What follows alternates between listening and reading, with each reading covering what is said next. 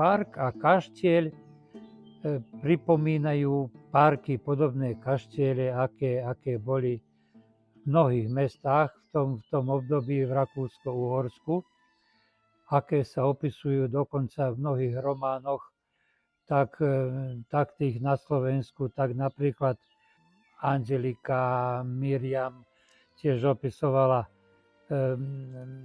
zážitky z takých kaštieľov. Poriadali sa tu ináč veľké bály, zábavy a tak ďalej. Mladé zamilované páry prechádzali sa po parku. Samozrejme, mne o tom rozprávali ľudia.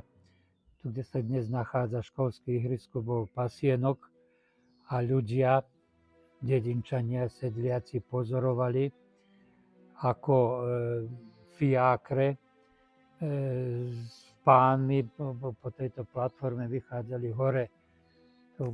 Slečne vychádzali v krinolínach, schádzali dnu, odkiaľ sa počula hudba, krik a tak ďalej.